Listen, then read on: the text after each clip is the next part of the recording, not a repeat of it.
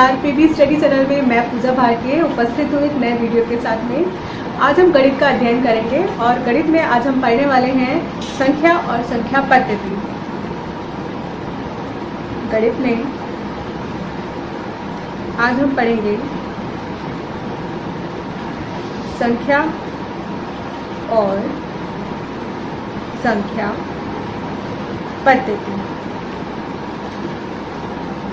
तो ये बहुत बेसिक का चैप्टर है, बहुत ज़्यादा छोटे लेवल का, जीरो से हम स्टार्ट कर रहे हैं। तो मुझे लगता है कि किसी को गणित में कोई प्रॉब्लम आएगी नहीं। अगर किसी को गणित में बहुत सारी प्रॉब्लम्स है तो वो उसके लिए ये वाला स्तर जो है, ये वाला जो लेवल है, ये बेटर रहता है। तो हम आगे बढ़ते हैं। संख्याओं में आज हम क्या पढ़ने वाले हैं, अंकों से शुरुआत करते हैं। तो एक होता है संख्यांक,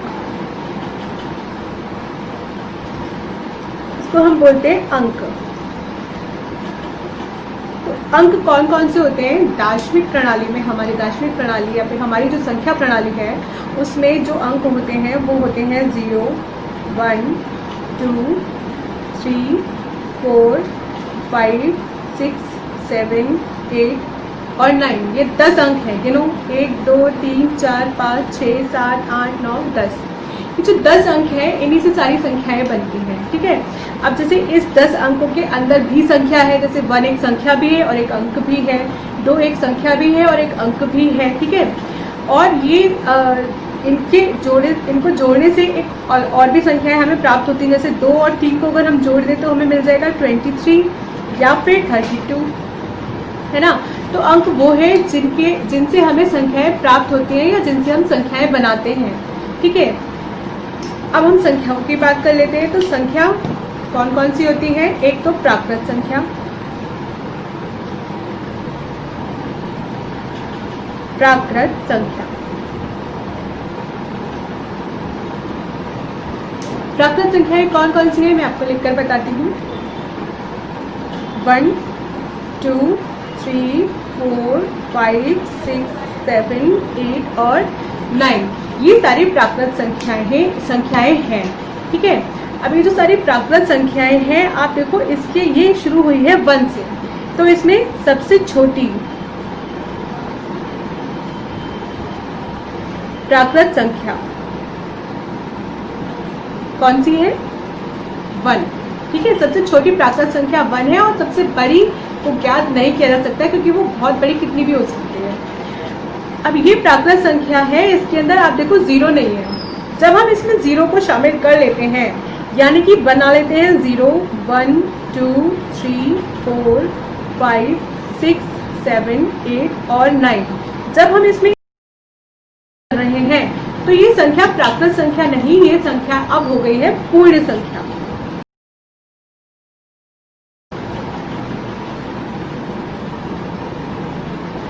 ठीक है। तो जब हम 1 से स्टार्ट कर रहे हैं, 1 से लेकर 9 तक की सारी संख्याओं को ही ले रहे हैं केवल, तो इसका मतलब हम प्राकृत संख्याओं की बात कर रहे हैं। और अगर हम 0 से स्टार्ट कर रहे हैं तो इसका मतलब हम पूर्ण संख्याओं की बात कर रहे हैं। ठीक है। तो अब हमें संख्यांक समझ में आ गया जिससे हम संख्याओं को बनाते हैं। प्राकृत संख्या समझ में आ गई, वो संख्या है जो 1 से लेकर 9 तक होती है। ठीक है। पूर्ण संख्या जो 0 से लेकर 9 तक होती है। अब सबसे छोटी पूर्ण संख्या कौन सी है? सबसे छोटी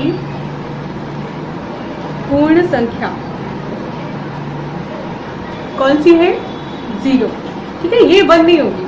और सबसे बड़ी पूर्ण संख्या वही याद नहीं की जा सकती क्योंकि वो काफी कौन सी होगी, कितनी बड़ी होगी, इसके बारे में हमें कुछ पता नहीं है। अब हम आगे बात करते हैं सम और विषम संख्याओं की। आशा करती हूँ सबको पता होगा, लेकिन फिर भी हम एक बार पढ़ लेते हैं। तो सम संख्या, तो वे सभी संख्याएं जो कि 2 से पूर्णतः विभाजित हो सकती हैं सम संख्याएं कहलाती हैं। ठीक है। कोई भी वो संख्या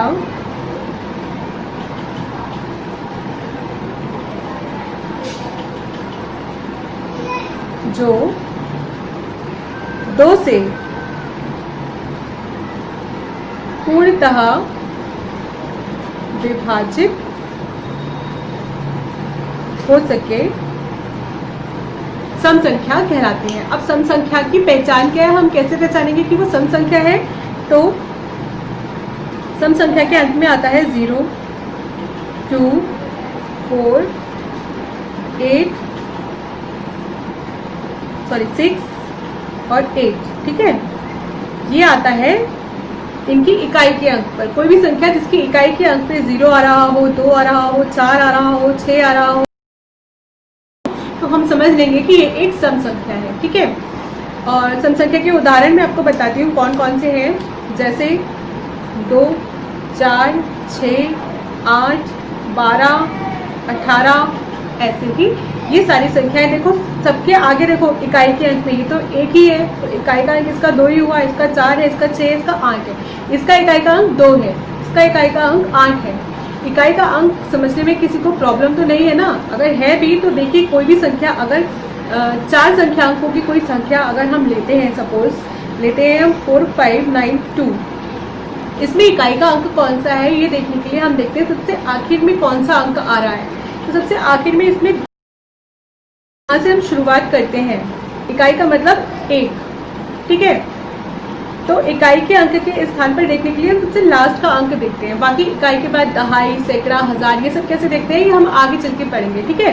तो अभी फिलहाल इकाई का अंक हम ऐसे देखेंगे। और इकाई के अंक पे अगर 0 आ रहा है, 2 आ रहा है, 4 आ रहा है, 6 आ रहा है, 8 आ रहा है, तो इसका मतलब कि ये एक सम संख्या है, ठीक है। इसमें लिख देती हूँ मैं इकाई के स्थान पर।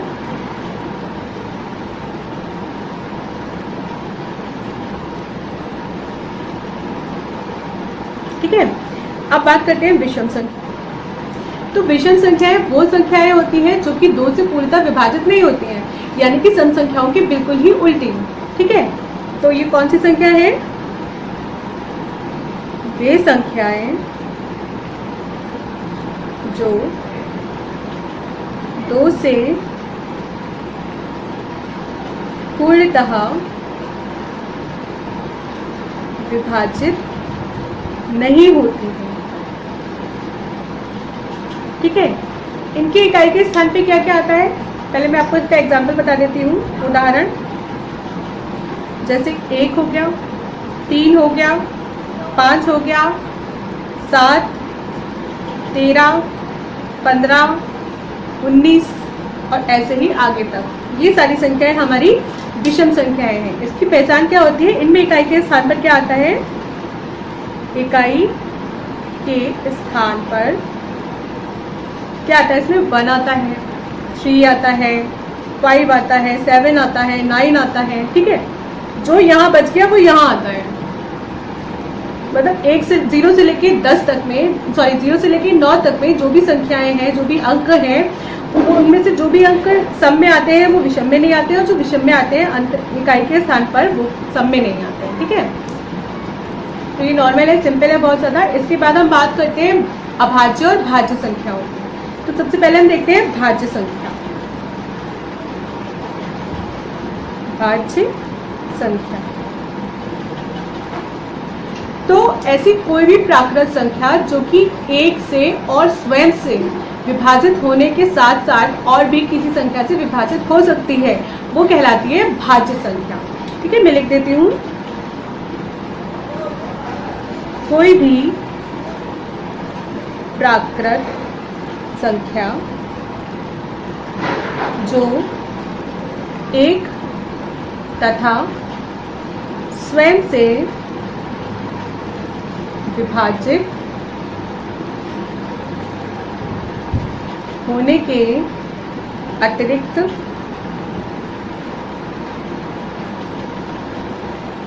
अन्य किसी संख्या से भी विभाजित हो सकती है, ठीक है। इसके उदाहरण देखो, 4, 6, 8, 10, 12, 14, 15 और ऐसे ही, ठीक है। अब इसके बाद हम बात करते हैं अभाज्य संख्याओं की। भाज्य संख्या तो समझ में आ गया ना, जिसको हम 1 से भी विभाजित कर सकते हैं और एक उसके अलावा खुद से भी विभाजित होती है। इन 2 संख्याओं के अलावा वो और भी किसी संख्या से विभाजित हो सकती है, तो हम उसको कहते हैं भाज्य संख्या, ठीक है। हम अभाज्य संख्याओं की बात करते हैं। अभाज्य संख्या क्या होती है?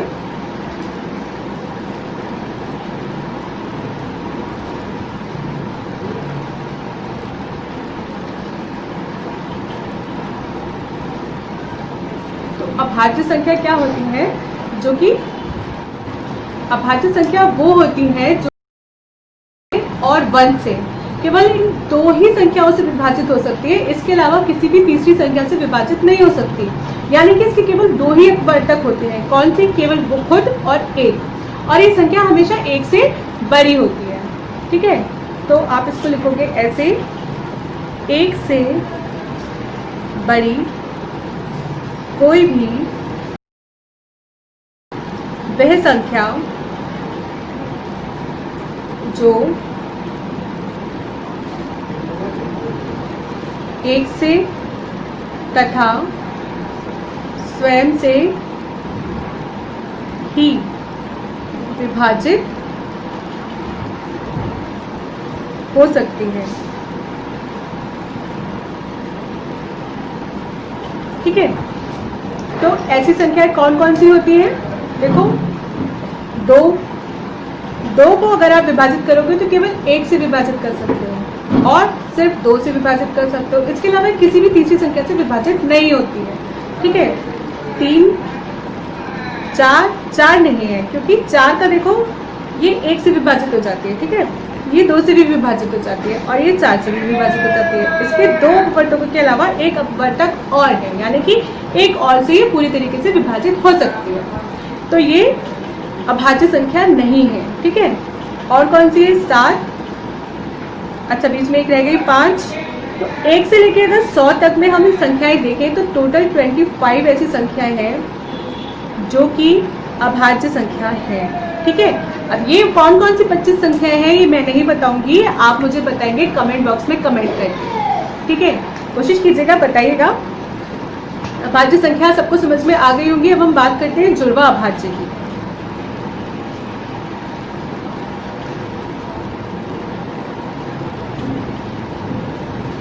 जुड़वा अभाज्य,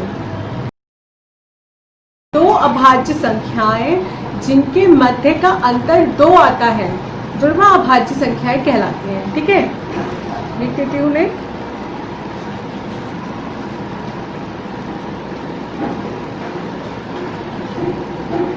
कोई भी 2 अभाज्य संख्या जिनके मध्य का अंतर 2 आता है। उदाहरण के लिए देख लेते हैं, तो देखो 3 और 5, इन दोनों का जब हम अंतर देखेंगे तो कितना आएगा? 2, यानी कि ये क्या है? जुड़वा अभाज्य।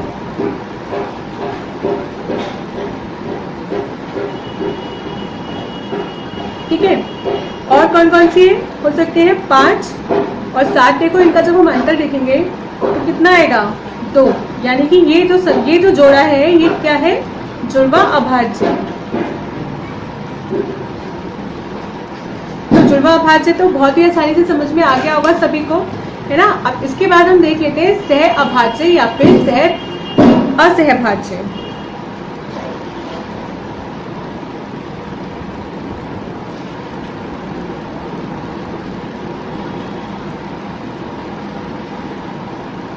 सह अभाज्य या फिर असहभाज्य, ये कौन सी संख्याएं होती हैं?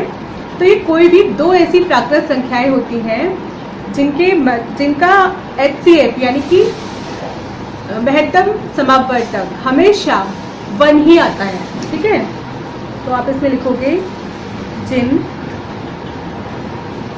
2 प्राकृत संख्याओं का महत्तम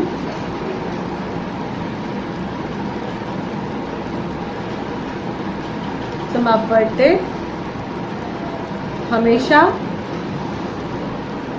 1 आता है। ठीक है, कौन कौन सी हो सकती है ऐसी कोई संख्या? देखो, तो देखो 4 और 5, इन दो संख्याओं का अगर हम महत्तम समापवर्ती देखें, इस बहाने आपको महत्तम समापवर्ती कैसे निकालते हैं वो भी समझ में आ जाएगा। महत्तम समापवर्तक,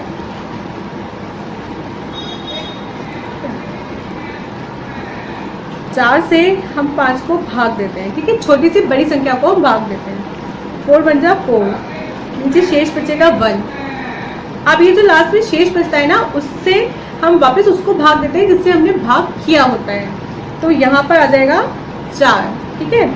अब 1 4 जा 4, अब नीचे कुछ नहीं बचा। जब तक नीचे शेष कुछ ना रहे तब तक हम इसी तरीके से भाग देते रहते हैं, तब हमें महत्तम समापवर्तक ज्ञात होता है। इसका महत्तम समापवर्तक आंसर कभी भी इधर का नहीं होता है, इसमें आंसर होता है ये वाला। लास्ट में हमने जिस भी संख्या से भाग किया होता है वही हमारा आंसर होता है। तो 1 आया है इसका आंसर, तो इसका महत्तम समापवर्तक कितना आया? 1। तो ये संख्या यानी कि सह अभाज्य संख्या है, यानी कि असहभाज्य संख्या, ठीक है। ये भी समझ में आ गई होगी अच्छे से सभी को। आगे बढ़ते हैं। अब हम बात करते हैं संपूर्ण संख्याओं की।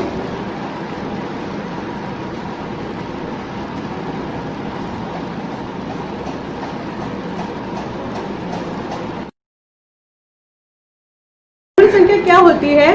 जब भी किसी संख्या के सारे अपवर्तकों का योग हम करें और वो योग उस संख्या का डबल आ जाए। अपवर्तक क्या होते हैं?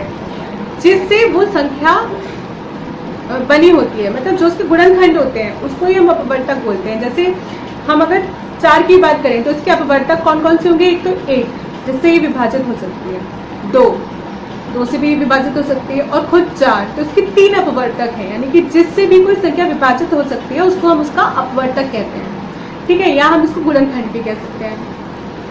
तो संपूर्ण संख्या क्या होती है? जिसके अपवर्तकों का योग उस संख्या से दुगुना होता है। तो ऐसी संख्या कौन कौन सी होती है? पहले मैं इसके बारे में बता देती हूँ लिखकर। ऐसी संख्या जिसके समस्त अपवर्तकों का योग उस संख्या का दुगना हो, ठीक है। अब ऐसी संख्या का उदाहरण देख लेते हैं। तो उदाहरण के रूप में हम देखते हैं 6 को अगर देखें तो 6 के अपवर्तक कौन कौन से होते हैं? एक तो 1, छोटे से लेके चलेंगे हम, ठीक है। एक तो 1, उसके बाद ये और किससे भाग हो सकती है? 2 से भाग की जा सकती है, तो 2, और किससे की जा सकती है? 3 से, 3, और किससे की जा सकती है? खुद 6 से। अब ये सारे इसके अपवर्तक आ गए। अब क्या इन सारे अपवर्तकों को जोड़कर देखते हैं, 6 से डबल आना चाहिए अगर ये संख्या संपूर्ण संख्या है तो, ठीक है। इनको जोड़कर देख लेते हैं। तो 6 + 3 + 2 + 1 बराबर कितना आएगा? 6 + 3 9 + 2 11 + 1 12, ठीक है। तो ये 12 6 का डबल है। कैसे? 6 × 2 करोगे तो कितना आएगा? 12, यानी कि जो 12 है ये 6 का डबल आ रहा है, दोगुना आ रहा है, यानी कि 6 जो है ये एक संपूर्ण संख्या है, ठीक है। तो ये इतना सबको समझ में आ गया होगा। आप ऐसी संख्याओं के मुझे उदाहरण लिखकर बता सकते हो जो कि संपूर्ण संख्या हो कमेंट बॉक्स में, ठीक है। इसके बाद थोड़ा और आगे चलते हैं और हम अब समझेंगे परिमेय संख्याओं के बारे में।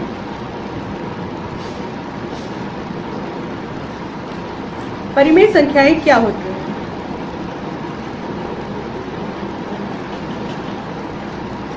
तो देखो, कोई भी संख्या जो अपॉन में लिखी जाती है, बटे में लिखी जाती है, वो कहलाती है परिमेय संख्या। यानी कि वो कैसे लिखी जाती है? P/Q। इस फॉर्म में कोई भी संख्या लिखी जाए तो वो कहलाती है परिमेय संख्या, ठीक है। जैसे अगर हम लिखते हैं 2/3, 4/2, 9/6, 1, 3, 7। अब आप बोलोगे इनके नीचे तो कुछ भी नहीं है, 1 के नीचे कुछ नहीं, 3 के नीचे कुछ नहीं, 7 के नीचे कुछ नहीं। तो जितनी भी प्राकृत संख्याएं हैं, जितनी भी पूर्ण संख्याएं हैं, ये संख्याएं इन संख्याओं के नीचे हमेशा 1 रहता है, ठीक है। ये इस तरीके से रहती हैं, जो इसको लिखने की हमें जरूरत नहीं है, क्योंकि अगर आप इससे इसको भाग करोगे तो 1 ही आएगा, है ना। तो ये हमेशा इनविजिबल रूप में रहता ही है, तो इसलिए हम इसको भी परिमेय संख्याओं में शामिल करते हैं। ठीक है, तो सारी प्राकृत संख्याएं परिमेय संख्याएं हैं, सारी पूर्ण संख्याएं भी परिमेय संख्याएं हैं। ठीक है, और एक चीज, परिमेय संख्याओं में q की वैल्यू कभी भी 0 नहीं होनी चाहिए, यानी कि कोई भी संख्या इस फॉर्म में अगर है तो वो परिमेय संख्या नहीं है, यानी कि q की वैल्यू कभी भी 0 नहीं होनी चाहिए। ऊपर 0 हो सकता है, नीचे 0 नहीं होना चाहिए। ठीक है, तो परिमेय संख्या समझ में आ गई होंगी सभी को। अच्छा, एक चीज और हम समझ लेते हैं थोड़ी सी, कि किसी भी संख्या का स्थानीय मान क्या होता है, किसी भी संख्या का फेस वैल्यू क्या होती है। स्थानीय मान यानी कि प्लेस वैल्यू, और फेस वैल्यू, ये दो चीजें हम देख लेते हैं। तो प्लेस वैल्यू यानी कि स्थानीय मान क्या होता है,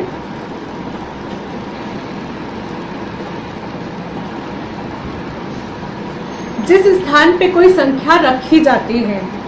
ठीक है,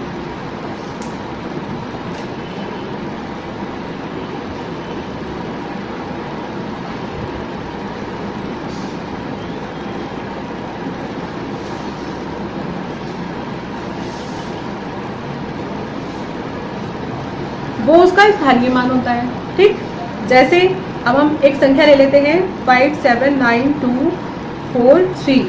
ठीक है, अब हम इसमें ये पूछे कि 9 का स्थानीय मान क्या है, तो हम ये देखेंगे कि कौन से स्थान पे रखी हुई है। ये देखने के लिए हम इकाई, दहाई, सैकड़ा, हजार इस तरीके से गिनना शुरू करते हैं।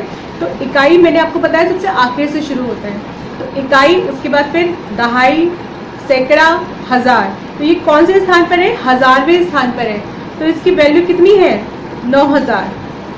ठीक है, कौन से स्थान पर है, 1000वें स्थान पर है, इसलिए इसकी वैल्यू है 9000। ये हो गया इसका स्थानीय मान। अब एक होती है फेस वैल्यू, जिसको हम बोलते हैं अंकीय मान भी। ठीक है, अंकित मान, सॉरी, इसको हम बोलते हैं अंकित मान। अभी जो अंकित मान होता है, ये क्या होता है, जो वैल्यू है वही हमें जो दिख रही है उसकी वैल्यू वही होती है। ठीक है, तो किसी संख्या का जो मान हमें दिखाई दे, ठीक है, किसी संख्या का जो भी मान हमें दिखाई देता है वो उसकी फेस वैल्यू या फिर अंकित मान। जैसे यही वाली संख्या हम ले लेते हैं 579243। अब इसमें 9 का अंकित मान क्या है, ये देखो 9। अब हम इसमें जगह नहीं देखेंगे, हमें 9 दिख रहा है ना, तो इसका अंकित मान भी क्या है, 9 ही है, यानी कि जो दिखता है वही होता है उसका मान। ठीक है, उसको हम बोलते हैं अंकित मान। अब ये स्थानीय मान और अंकित मान भी समझ में आ गया होगा। जो मैंने अभी तक आपको बताया है, समझाया है, अगर आपको ठीक से समझ में नहीं आया है, आप इस वीडियो को दोबारा से शुरू से देखिए। ठीक है, आपको पक्का समझ में आएगा। और फिर भी कोई चीज़ समझ में नहीं आती है तो आप मुझसे कमेंट बॉक्स में करके पूछ सकते हो। हम थोड़ा सा आगे बढ़ते हैं, हम अंक तालिका की बात करते हैं, हमारी इंडियन और अंतर्राष्ट्रीय अंक तालिका। ठीक है, इंडियन के हिसाब से अगर हम देखें तो कोई भी संख्या, मैंने भी आपको बताया, हमने गिनी इकाई, दहाई, सैकड़ा, हजार करके, है ना, तो हम ऐसे ही गिनते हैं। तो भारतीय और अंतर्राष्ट्रीय दोनों में अंतर है थोड़ा सा, और ये बहुत कॉमन सी चीज़ है, मुझे लगता है सभी को आती ही होगी। ठीक है, तो कोई भी संख्या ये शुरू होती है इकाई से, इकाई, दहाई, सैकड़ा, हजार, 10,000। ठीक है, ऐसे ये भी इकाई से ही शुरू होती है, इकाई, दहाई,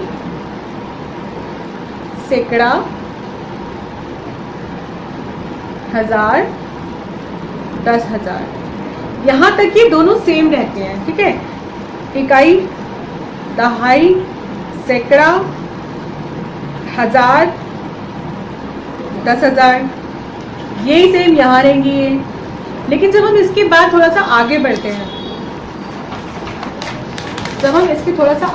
हैं, तो ये थोड़ा चेंज हो जाती है। ठीक है,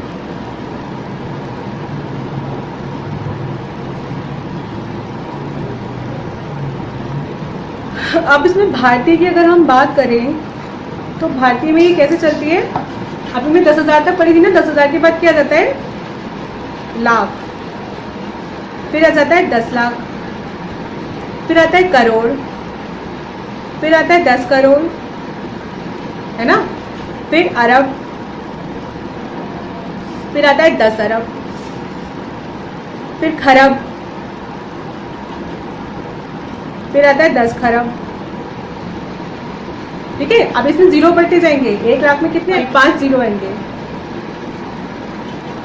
10 लाख में, ठीक, करोड़ में 7 जीरो आएंगे।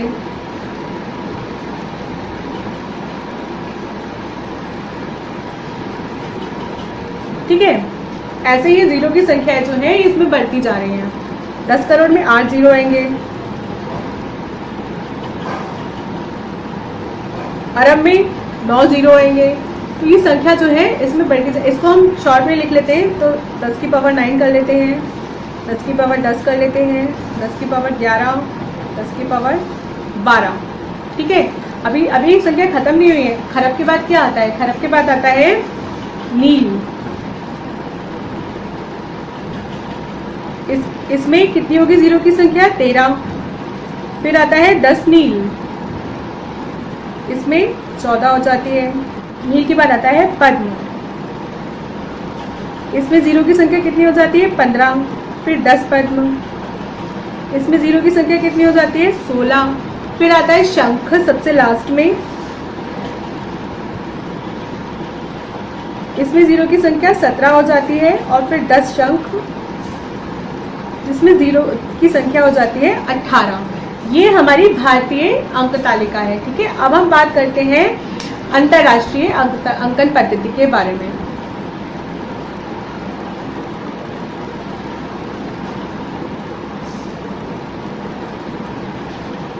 इसमें मैंने आपको 10,000 तक बताया था। 10,000 के बाद इसमें क्या आता है? इसमें आता है 100,000। ठीक है, और है रहेगी वही, इसमें भी 5 जीरो बढ़ जाएंगे,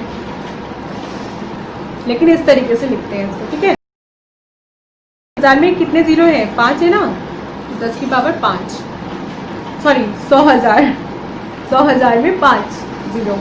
ठीक है, इसके बाद 100,000 के बाद हम आ जाते हैं मिलियन पर। भारत में क्या आया? 10 लाख, लेकिन अंतरराष्ट्रीय में मिलियन। मिलियन में कितने जीरो आ जाएंगे? 6। फिर 10 मिलियन, कितने जीरो? 7। फिर 100 मिलियन। ठीक, इसमें कितने जीरो आ जाएंगे? 8। मिलियन के बाद आ जाता है बिलियन। मतलब हमारी जो प्रणाली है उसमें हम 10 तक रहते हैं, लेकिन ये कहाँ पहुंच जाते हैं? 100 तक पहुंच जाते हैं। ठीक है, अब बिलियन की बात करते हैं, तो बिलियन में 9 जीरो, फिर 10 बिलियन, इसमें 10 जीरो, फिर 100 मिलियन, इसमें 11 मिलियन। के बिलियन के बाद आ जाता है ट्रिलियन। ठीक है, इसमें 12 जीरो। ठीक, ट्रिलियन के बाद 10 ट्रिलियन, इसमें 13 जीरो, फिर 100 ट्रिलियन, इसमें 14 जीरो। ट्रिलियन के बाद क्या आता है? क्वाड्रिलियन।